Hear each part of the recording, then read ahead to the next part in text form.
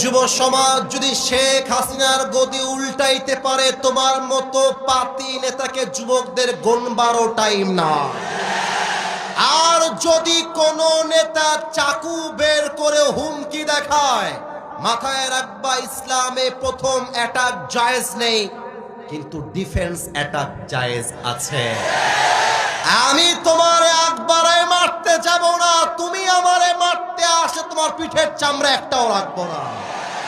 আরে আমরা ছাড় দেই কিন্তু ছেড়ে দেই না, আমরা ধরি না ধরলে কিন্তু ছাড়ি না।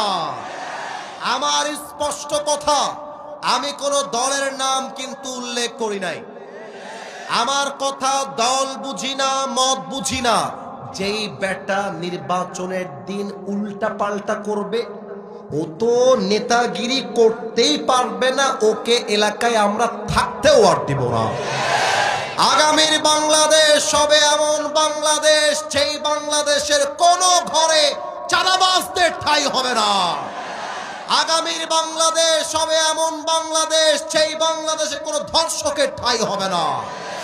আমরা বলতে চাই, সমস্ত তন্ত্র মন্ত্রে কবর দাও, আগামীর বাংলাদেশ করতে হবে আল কোরআনের বাংলাদেশ।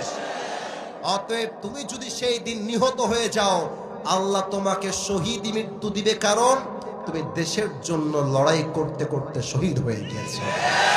অতএব তোমরা যারা যুবকরা আছো, শোনো, নির্বাচনের দিন বাসায় থাকবা না, ভোট কেন্দ্রে যাবা। আমি নিয়ত করেছি এবার ভোট কেন্দ্রে আমি নিজে গিয়ে ভোট দেব। আরে জনপ্রিয়তা বাদ দেন, ফেমাসিটি বাদ দেন। আজকে যদি প্রত্যেকটা ব্যক্তি ভোট কেন্দ্রে গিয়ে ভোট না দেয়, আবারও দেখবেন বাংলাদেশটা 5 আগস্ট আগের বাংলাদেশ হয়ে যেতে পারে।